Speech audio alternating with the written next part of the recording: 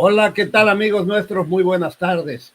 Muy buenas tardes tengan todos ustedes, aquellos amigos a los que les damos las más fervorosas gracias por estar con nosotros ya en este mediodía de hoy, viernes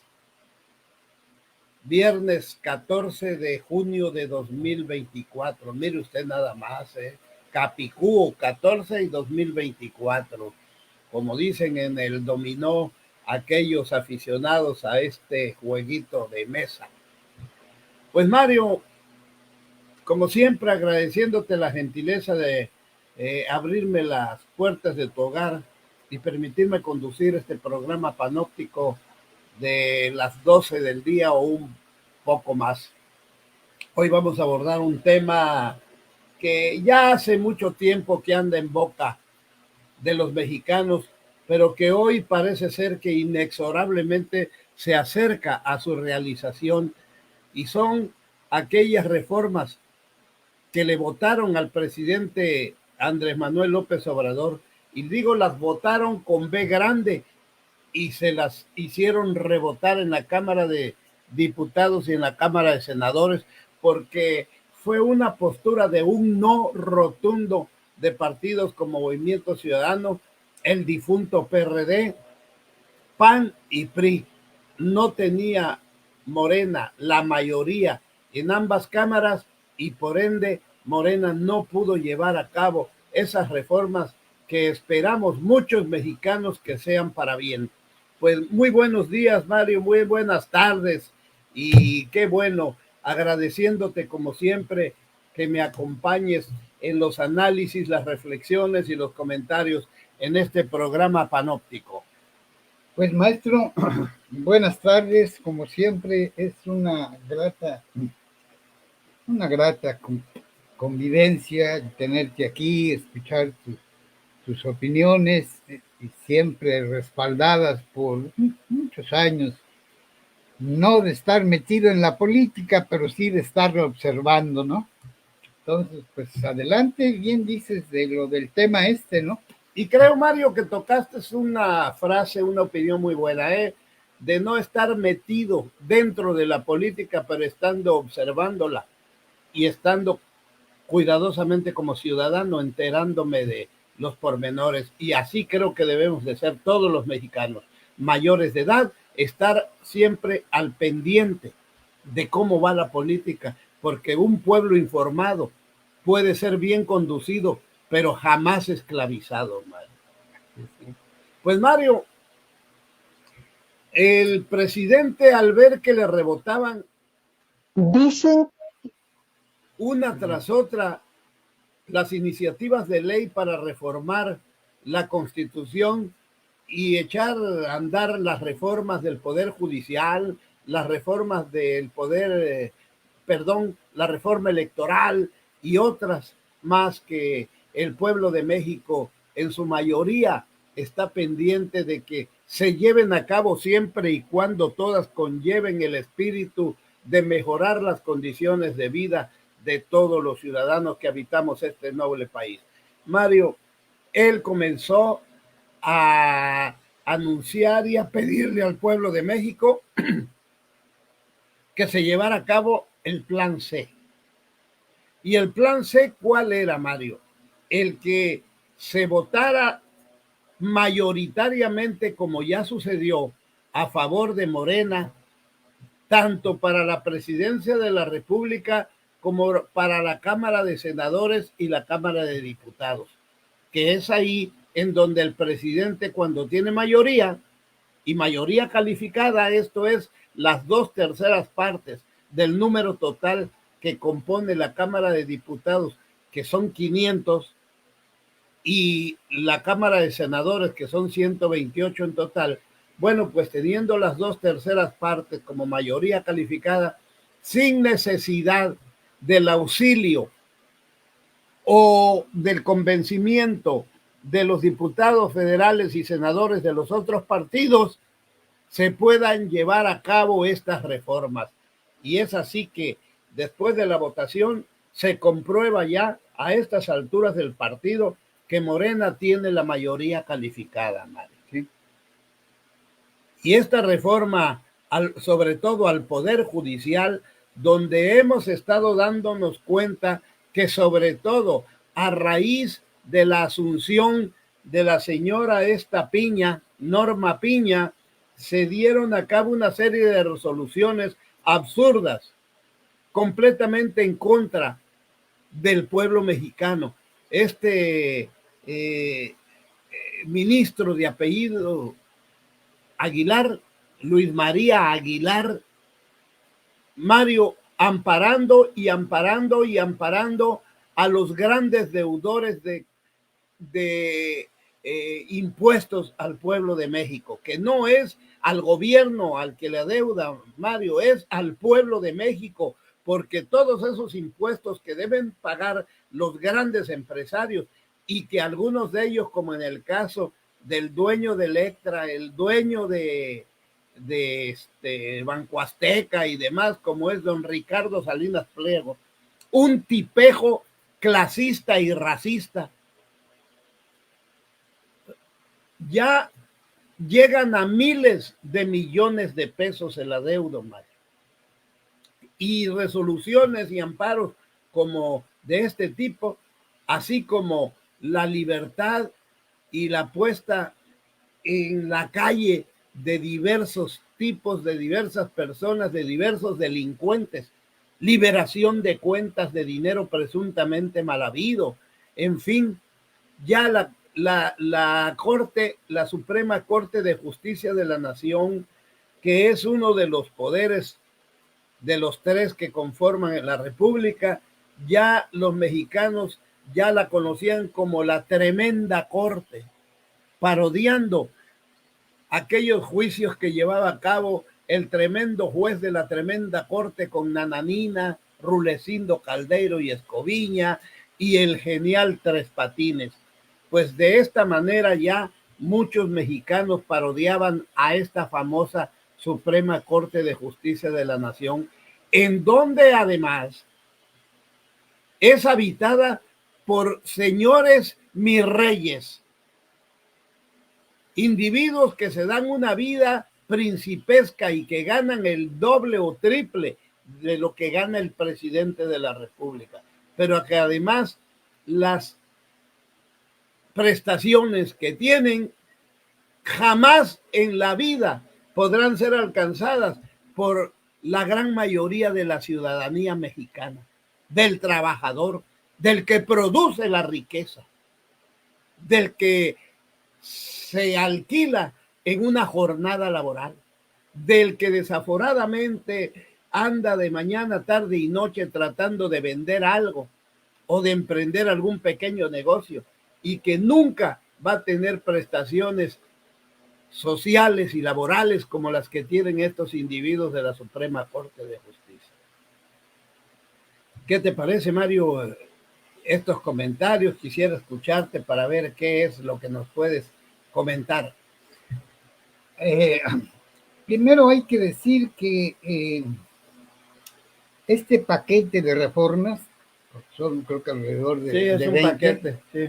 Este paquete de reformas no pueden decir la oligarquía o la derecha o los fascistas que fue un engaño, que se la sacó de la manga, porque las anunció, las detalló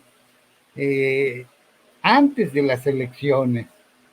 Es decir, ya teníamos conocimiento de las repercusiones de que le diéramos el voto a Morena y a sus aliados, o en su defecto que se la diéramos a Xóchitl Gálvez y a la coalición que la impulsaba.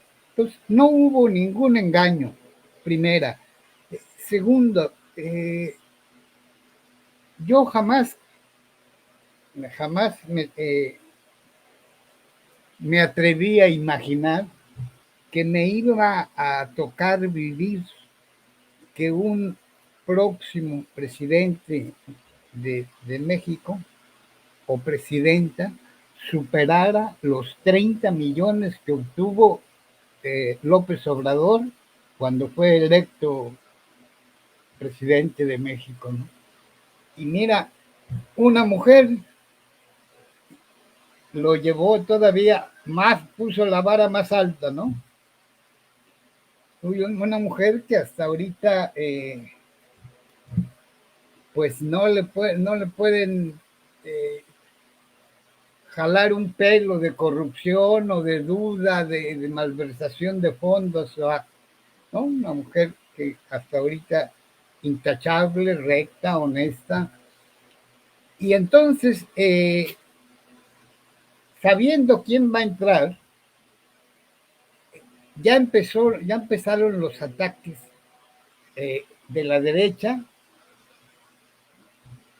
de la derecha de los partidos, de protagonistas, de actores políticos, de los mercenarios de la comunicación y además de organismos internacionales. Incluso vino una alta funcionaria de México aquí a entrevistarse con con la doctora Claudia, a tratar de presionar, porque a eso vienen. Y luego, bueno, Claudia Sheinbaum se le decía, no se preocupen, podemos platicar, la intención es esta, podemos platicarla, analizarla de manera junta, y varias organizaciones empezaron ¿cómo se llama? A sobarse las palmas de las manos diciendo, no, pues aquí está la puerta de entrada, ya la hicimos, vamos a echar para atrás esta intención. Y se mencionaron colegios de abogados, las barras, facultades de derecho, facultades de universidades, y tuvo que salir nuevamente López Obrador desde la mañana a decir, o sea, no se engañen. Take it easy, les dijo. De eso no estamos hablando.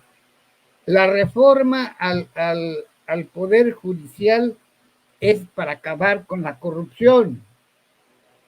Y eso no está a discusión.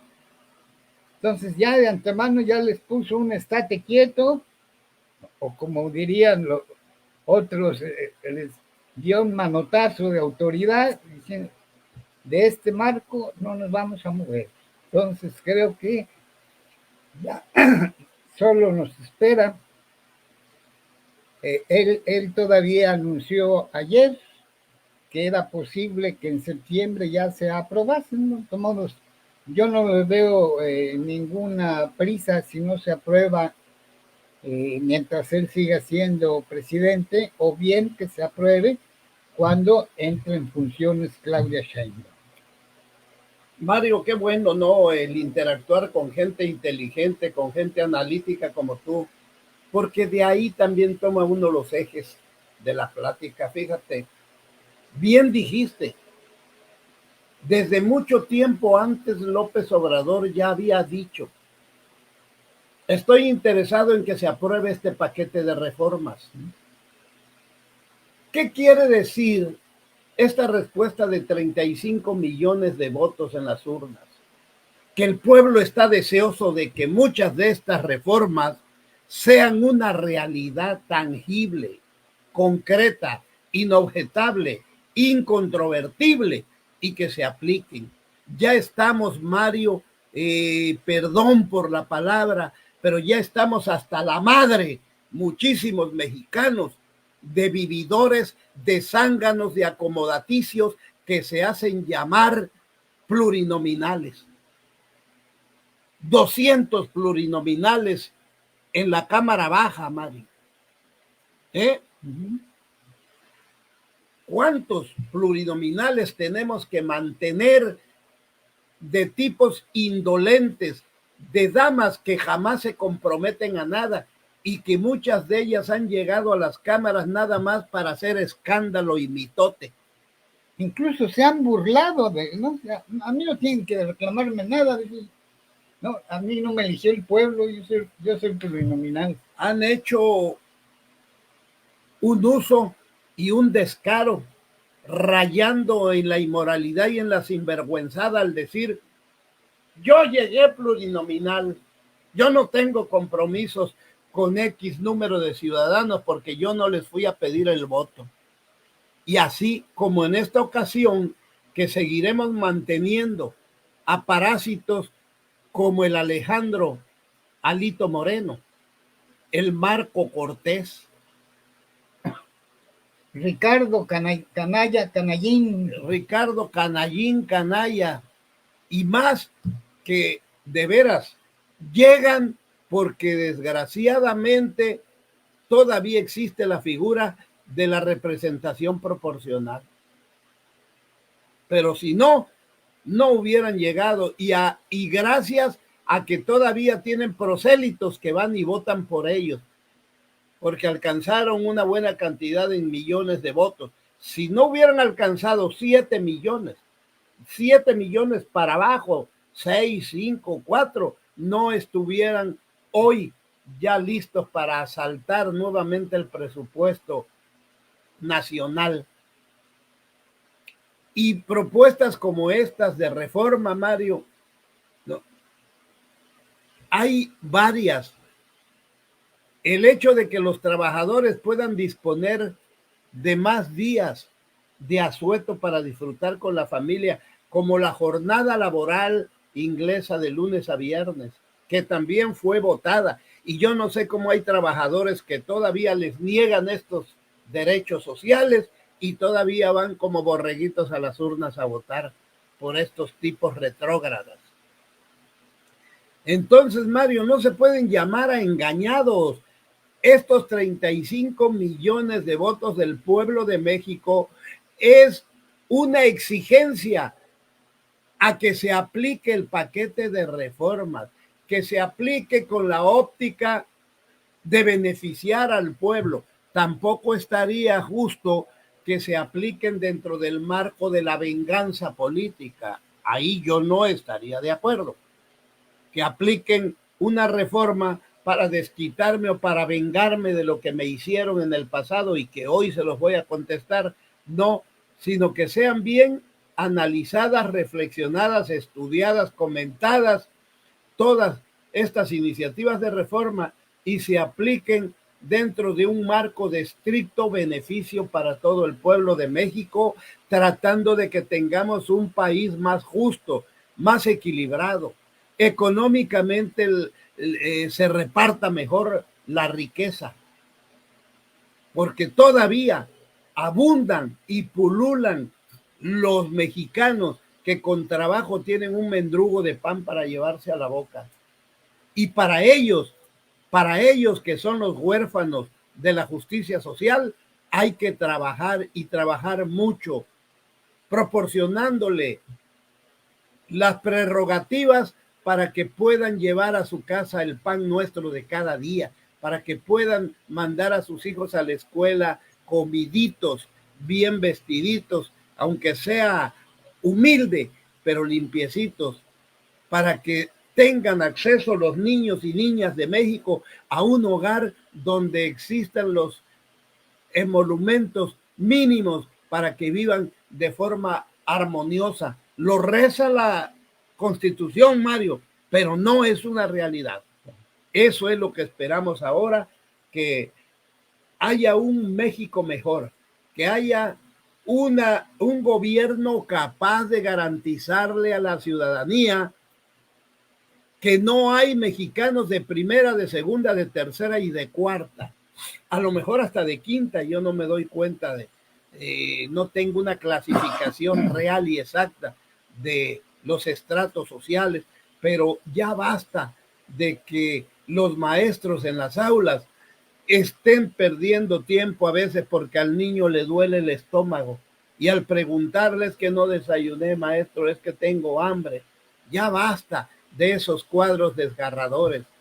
Ya basta de que estén regateando la distribución del presupuesto nacional, privilegiando a cortes de justicia donde tienen seguro de gastos médicos por miles de pesos, en donde tienen mantenimiento de vivienda por miles de pesos y en donde las escuelas están en paupérrimas condiciones porque muchas de ellas no tienen agua, no tienen luz, no tienen buenos pupitres, ya se están desarmando. ¿Hasta dónde vamos a llegar? Bueno, creo que estamos en el umbral de que nos pueda suceder algo de lo que hemos estado añorando durante muchísimos años, Mario. César, hemos escuchado de tanto de López Obrador como de Claudia Sheinbaum que se va a construir el segundo piso de la 4T. Sería un error tomarlo en términos ingenieriles o de construcción, pensar que se va a poner en un segundo piso, en un periférico. No, no, no, no, no. Esto significa avanzar, ampliar, profundizar la 4T. Dentro de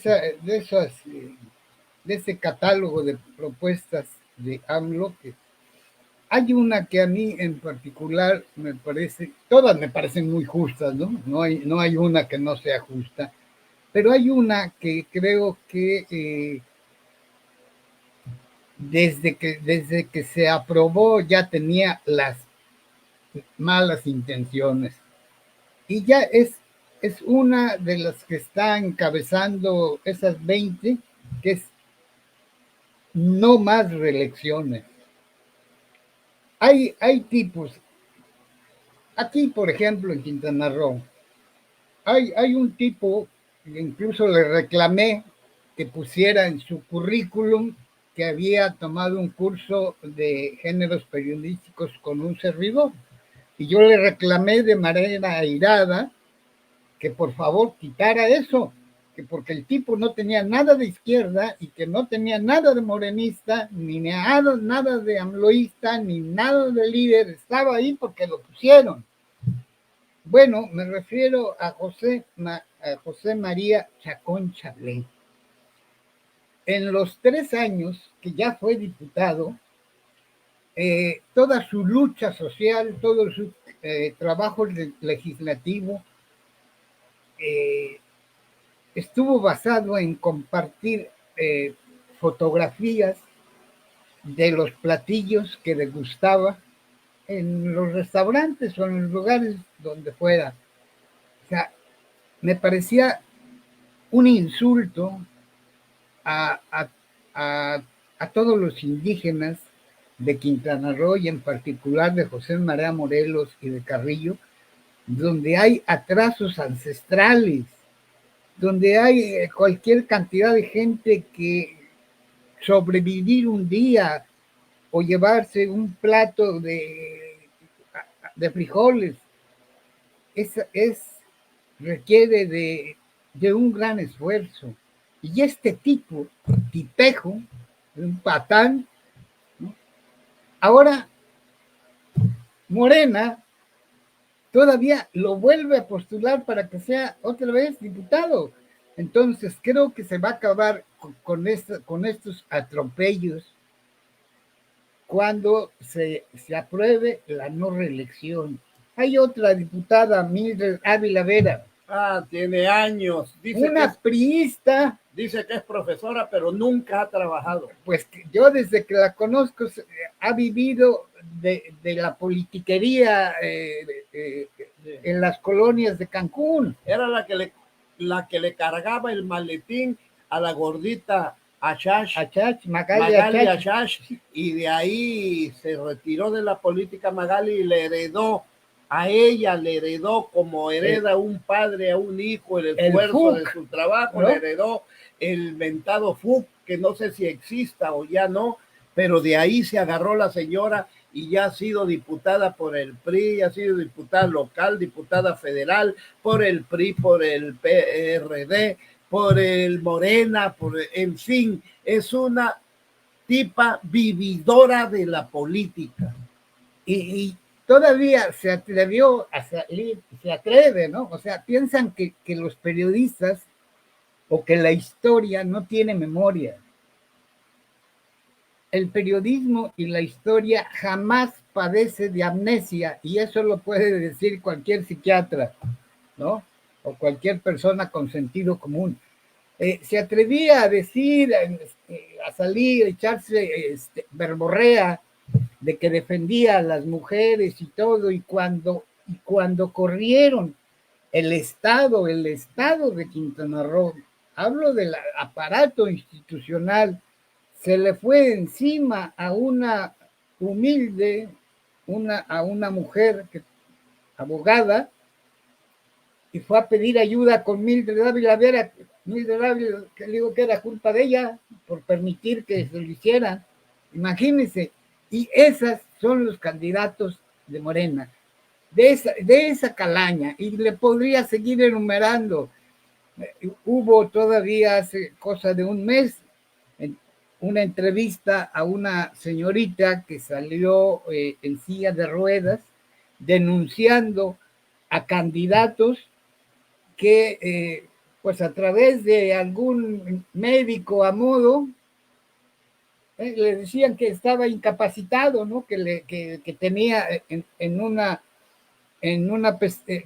un ojo tenía 10 pelos de pestaña y en el otro tenía 11. Entonces, ¿qué? Tenía una discapacidad. Discapacidad peluda tenía. Entonces, de esas cosas son las que estaba este tipo de el que se hizo pasar así por un problema ocular, pero nunca tuvo ningún problema para manejar el presupuesto del Congreso. Chanito Toledo, ¿no? Sí. Chanito, Cochinito Toledo. Que no le sabemos a él y a su papá, que no nos acordamos de la familia, digo, de la colonia Cristo Rey que inventó, y luego quería obligar al ayuntamiento, cuando el de las finanzas era su hijo. Él compró el terreno, lo vendió a precios cuantiosos, y después quería que el ayuntamiento diera los servicios, ¿no? Qué buen negocio. Pues este tipo también quería ser diputado. Entonces, me parece una ley muy justa de que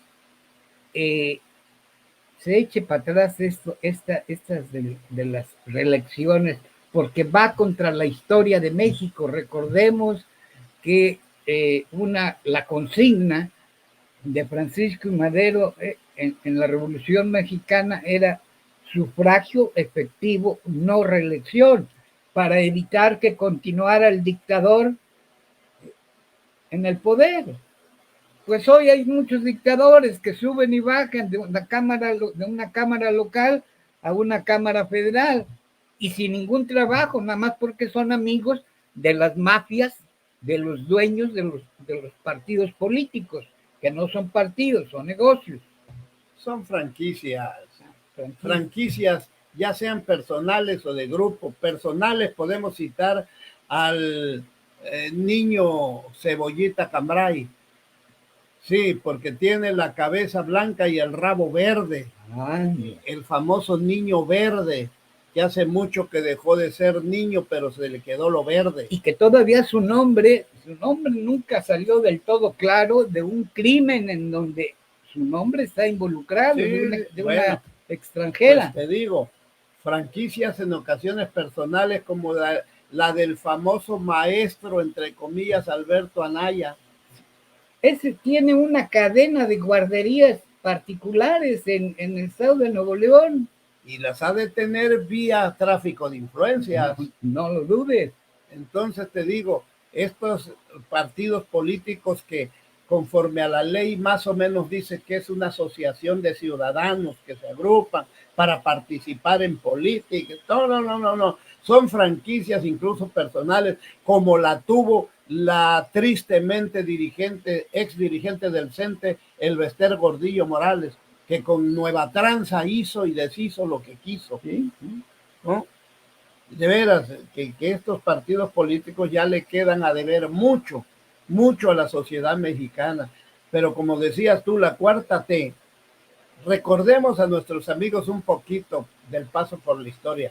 La primera transformación que considera López Obrador que hubo fue la Revolución Mexicana de 1810.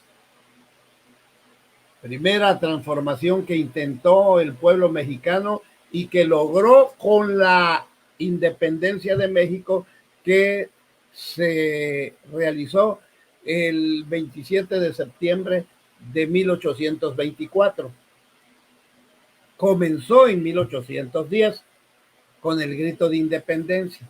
La segunda transformación la enarboló Benito Juárez García. La segunda transformación de nuestro querido país, en donde incluso emitió leyes como la separación de la iglesia y el Estado, la separación de tierra de manos muertas, como eran aquellas grandes extensiones convertidas en latifundios que eran propiedad de las iglesias, sí, y los campesinos muriéndose de hambre sin tener en dónde sembrar el chile, el tomate, la cebolla. En fin, la tercera transformación que intentó el pueblo de México se llevó a cabo en 1910, luchando denodadamente y entregando su sangre varios próceres de México para evitar la reelección de Porfirio Díaz. La enarboló el apóstol de la democracia, como se le conoce a don Francisco Indalecio Madero, en donde hubo próceres que algunos hablan bien, algunos hablan mal, pero que están impresos con letras de oro en la historia mexicana. Emiliano Zapata, Tierra y Libertad; Francisco Villa, la División del Norte; Álvaro Obregón; Plutarco Elías Calles, que encabezaron ese maximato del norte, eran de Sonora, y así por el estilo. Varios generales, don Venustiano Carranza, el varón de Cuatro Ciénegas en el estado de Coahuila, en fin. Era un latifundista, por cierto, ¿eh? Sí, también. Pero bueno, Mario, esa fue la tercera transformación que intentó llevar a cabo el pueblo de México, y sí se lograron muchas cosas. Recordemos, Mario, que se emite la Constitución de 1917, en donde por primera vez en el mundo aparecen ya reflejados los derechos sociales de los trabajadores, como la jornada de 8 horas.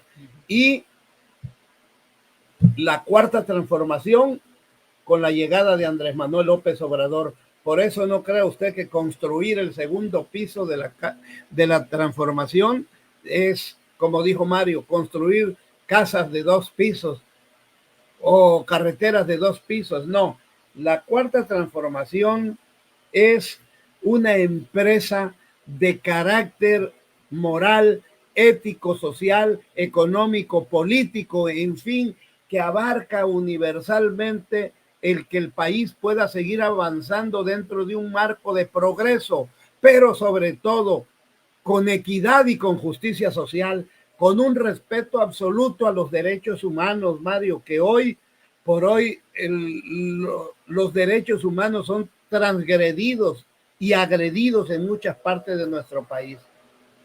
Que ya no haya mujeres a las cuales por X o por Y despiden injustificadamente de los trabajos. Que no haya trabajadores ni de primera ni de segunda, sino que todos los trabajadores sean tratados de la misma manera conforme a la Ley Federal del Trabajo, cuya aplicación pronta, expedita, legal, clara y certera se haga realidad, porque muchos patrones, con el contubernio de las autoridades laborales, les catiman hasta el reparto de utilidades, Mario. Les permiten a grandes empresas y a grandes fábricas que adquieran vehículos utilitarios, redituándole ahí cantidad grande a los trabajadores, que es su reparto. ¿Sí? En fin, construir esta cuarta transformación en la cual muchos mexicanos estamos de acuerdo, y digo estamos de acuerdo porque fuimos 35 o más millones de mexicanos los que acudimos a las urnas a votar por Morena. Bueno, al inicio de esta emisión, César habló de la transformación que está en puerta en la Suprema Corte de Justicia de la Nación o el Poder Judicial de México. Y ya hubo varias reacciones. Y ya hay para analizarlo desde los lujos que tienen, los privilegios que tienen todos los que están, las magistradas, magistrados y gente de la judicatura y ministros. Hay una encuesta breve que anda por ahí, donde en internet usted la puede encontrar. Los ministros de la Corte de Justicia de la Nación son los que cobran más que cualquier ministro o ministra en cualquier parte del mundo. Cobran más incluso que en Estados Unidos, que Inglaterra, que Noruega. Entonces, por ahí estamos viendo. Además, recordemos que dijeron, no, a nosotros nos vale madres lo que dice la Constitución de que debemos de ajustar nuestro salario a lo que gana el presidente. A nosotros vale madres eso. Nosotros somos un poder y vamos a cobrar, seguir cobrando, valiéndonos madres la pobreza de los mexicanos, y lo siguen haciendo. Entonces, tenemos un estamento judicial de personajes que viven mejor que un jeque petrolero. Eso es otra faceta. Una más. Recordemos para quienes están trabajando. En los últimos meses, si usted quiere, para no repetir, en los últimos años, se han dedicado a liberar a gente que estaba encarcelada con delitos comprobados, y nada más porque a una jueza, ¿no? Dijo, no, aquí no fue a las 10 la detención, fue a las 9:59, va para afuera. Gobernadores declarados delincuentes van para afuera. Algunos, porque si se pusieran de verdad a investigar a todos los gobernadores. Sí. Hay lo acabas de mencionar, que este tipo creo que es de los más famosos, este ministro Luis María Aguilar. Hay una foto que no la pude encontrar, la vi, muchos analistas serios la usaron. Hay una foto en donde está Calderón entregándole una especie de reconocimiento a este ministro, y junto a ellos está García Luna. Qué curioso. Sí, muy curioso, muy curioso. Y para reforzar estos vínculos, bueno, el año pasado le dieron un buen trabajo a gente vinculada a García Luna. Luego, este mismo sujeto que ya lo dijiste, cuando bastó que viera que le llegaba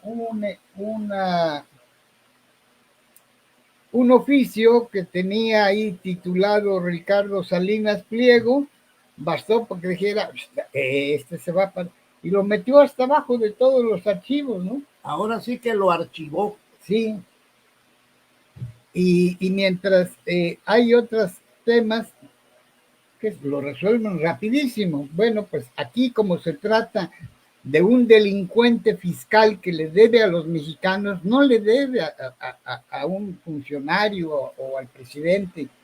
Es dinero que puede ser usado para programas sociales para la gente vulnerable. Pues no, este tipejo, este ministro, dijo, no, ya, no te preocupes, Ricardito, ¿no? Ahí nos arreglamos, platicamos allá en lo oscurito y yo aquí lo contengo, ¿no?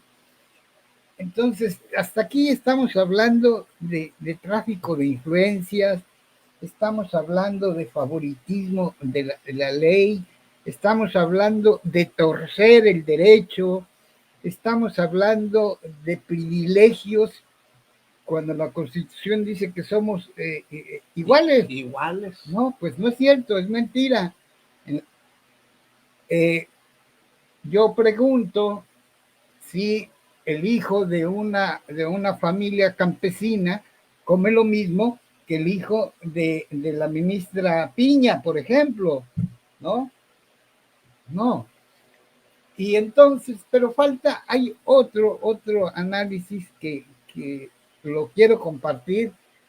Cuando lo escuché me encantó y dije, esto merece la pena porque son tantos los atropellos, son tantas las gandalleces de la Suprema Corte de Justicia de la Nación, que uno podría hacer una enciclopedia de fechorías. Entonces, esta ministra, no sé si decirlo antes o después, pero lo voy a decir antes. Cuando entró y les dijo, ya la nombraron, ya tiene su toga y birrete, ya es ministra de la Suprema Corte, y le dijeron, bueno, pues mira, aquí están todos tus privilegios, todas tus canonjías, y les dijo, no, a mí me inscriben en el ISSSTE, que es donde me corresponde. Y le dijeron, no, eso no se puede. Pues ahora que Piña, la ministra Piña ya vio que esto va en serio, le dijo, sí, tu petición te vamos a inscribir. Sí, ya lo escribieron. Esta ministra nos va a hacer un análisis del número de leyes que la Suprema Corte que encabeza Piña ha echado para atrás. Es la ministra, ¿cómo se llama su nombre? Batres Guadarrama. Batres Guadarrama. Lo voy a compartir. Con la Constitución Política de los Estados Unidos Mexicanos. En los últimos días hubo una campañita porque afirmé en el Pleno de la Suprema Corte de Justicia de la Nación que nuestra Constitución no contiene el concepto de democracia deliberativa. Y lo repito ahora, el único concepto de democracia que tiene nuestra Constitución se encuentra en el artículo 3º, que la considera no solamente como una estructura jurídica y un régimen político, sino como un sistema de vida fundado en el constante mejoramiento económico, social y cultural del pueblo. Se mencionaba, algunos ministros mencionaron el artículo 26, pero el artículo 26 de la Constitución no contiene un concepto de democracia. Democracia es su sustantivo. Lo que contiene el artículo 26 es la caracterización del Sistema Nacional de Planeación que se tiene que realizar o que configura a los poderes, a las políticas públicas alrededor del Plan Nacional de Desarrollo que es presentado por el Poder Ejecutivo Federal. Y dice el artículo 26 que esa planeación será democrática y deliberativa. Son palabras que no son un sustantivo, no caracterizan a la democracia, sino a la planeación y se refieren al conjunto de consultas que debe realizar el Poder Ejecutivo para emitir el Plan Nacional de Desarrollo. No tiene nada que ver con este concepto que es muy importante porque alrededor de la democracia deliberativa actualmente la Suprema Corte de Justicia de la Nación emite la invalidez de leyes. En los últimos años ha invalidado más leyes que nunca. En los últimos años, si nosotros pensamos que de 1995 al 2023 ha estado vigente la acción de inconstitucionalidad, que es uno de los principales juicios que lleva a cabo la Suprema Corte, estamos hablando de que sobre este procedimiento y otro que se llama controversia constitucional, ha emitido la invalidez de 100 leyes del 95 al 2023, a finales de 2023. Estamos hablando de 28 años, 29 si contamos 2024 que ha estado en vigor. En estos 28 años ha emitido la invalidez de 100 leyes, de las cuales 74 se han invalidado en los últimos 5 años bajo dos conceptos: el de el no cumplimiento de la consulta indígena y la violación de reglas de la democracia deliberativa. Una democracia deliberativa que no está en nuestra Constitución. ¿Cuáles son las reglas? Las que impuso la Suprema Corte. Entonces, la Suprema Corte crea un concepto extraconstitucional y además obliga a los congresos, que son los que aprueban las leyes, a seguir unas reglas que no están en la Constitución, lo cual creemos que son extralimitaciones que no deberían justificar esta exagerada invalidez de leyes que realizan los poderes electos, el poder legislativo, los congresos de los estados, el Congreso de la Unión, electos por el pueblo mexicano. Por eso es muy grave, por eso no es nada más que no exista, repito, el concepto de democracia deliberativa en la Constitución, sino que es muy grave que la Suprema Corte lo invente y lo sostenga de manera extralimitada. Bueno, ¿qué te pareció? Magnífico, porque hoy se asume la Suprema Corte de Justicia de la Nación en la aplicación de leyes de su invención o el no respeto a las leyes establecidas. Y si no existe un concepto como tal en la Constitución, lo que tendrían que hacer es hacer algún anexo o alguna adecuación para que exista esa figura deliberativa. Pero como no les conviene a estos excelentísimos jueces que tenemos, magistrados, entonces simple y sencillamente actúan bajo su estado de ánimo,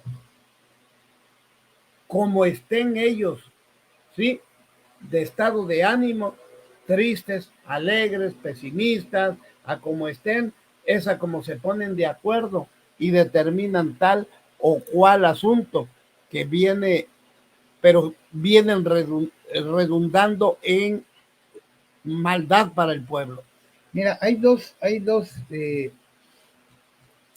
argumentos que también los han usado para echar atrás leyes importantes. Una, dice, primero, la Suprema Corte de Justicia de la Nación usurpa, se pone en una posición metaconstitucional al ponerse por encima del poder legislativo. Así es. Eso solito se da esa facultad. Y la otra, una ley que no les gusta a sus patrones, porque ellos tienen patrones, ¿no? La oligarquía, los reaccionarios, claro, con que les digan, esta no me gusta porque aquí voy a tener que pagar o por cualquier cosa. Basta con que diga, esta ley no se echa para atrás porque no es aplicable. No se realizó con el debido proceso. Y con eso basta, la echan para atrás. O sea, hemos tenido durante años, no es de ahorita, ¿no? Durante años hemos tenido un canallesco poder judicial en México. Es un poder metaconstitucional, es decir, más arriba, más allá de la constitución política de los Estados Unidos mexicanos. Estos tipos lograron ya estar bajo las órdenes y bajo el poder de la oligarquía mexicana, de la plutocracia. ¿Sabes qué es lo que veo todavía? El mayor peligro que le veo si no hacen estos cambios. Y el cambio principal es que todos los ministros y los de la judicatura y otros van a tener que llegar al puesto a través de una elección popular, ¿no? Así debe ser.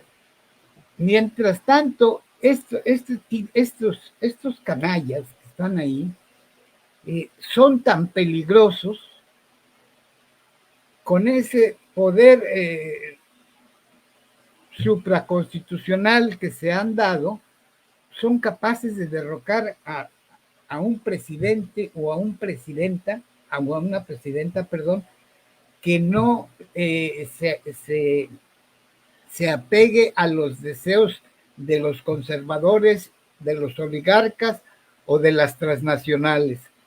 ¿Cómo se llama ese famoso proceso? El lawfare.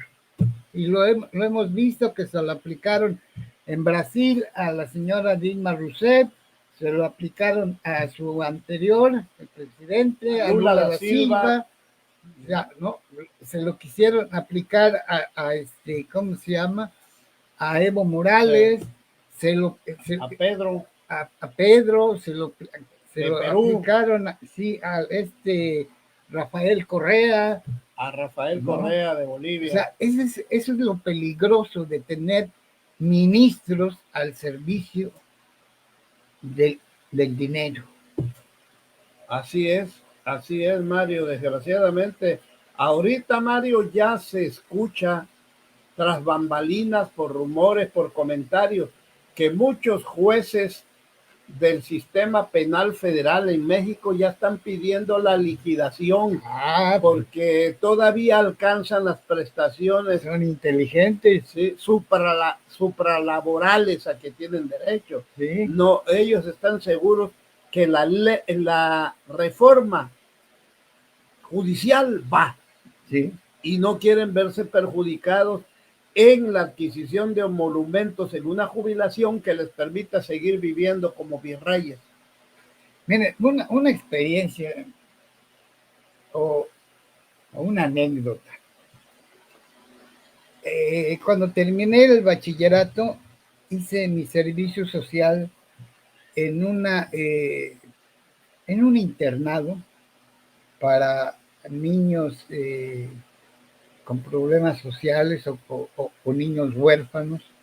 Ahí ya tenían una granja grande de aves, cerdos, conejos. Ahí hice mi servicio social.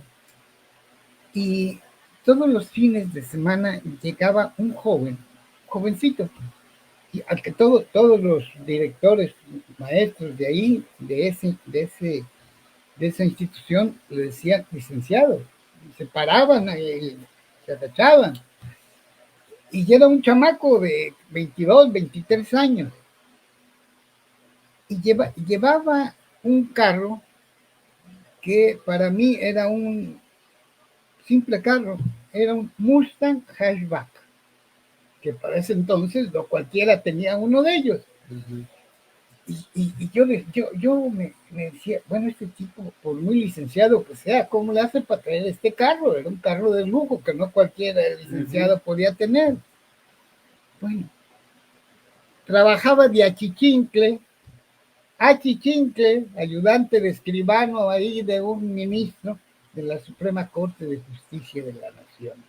Y ese era el achichincle. Imagínate entonces, este tipo que traía esa carcacha, ese coche viejo, bueno, ya te imaginarás en qué carros, en qué vehículos se conducían o los conducían a los ministros y a las ministras. Bueno, pues lo podemos ver hoy en los vehículos que usan, ¿no? Así es, Mario. Pues, Mario, Creo que abordamos bien este tema, lo abordamos bien desde mi punto de vista, obviamente, pero falta los puntos de vista que ustedes nos vayan haciendo llegar cuando se comparte este programa o ustedes amigos que ya lo están viendo. Yo le doy las más cumplidas gracias por acompañarnos y deseándoles muy feliz Día del Padre el domingo a todos los que tienen la dicha de serlo y a todos los que aún no siéndolos han adoptado esa figura, creciendo a hijos que no engendraron, pero cuyo pan ajeno hace al hijo bueno. Les entrego mi más calurosa felicitación. Feliz fin de semana a todos y todas las personas que nos vieron la tarde de hoy. Bueno, pues ya lo dijo el maestro, próximo, feliz próximo Día del Padre. Hasta luego.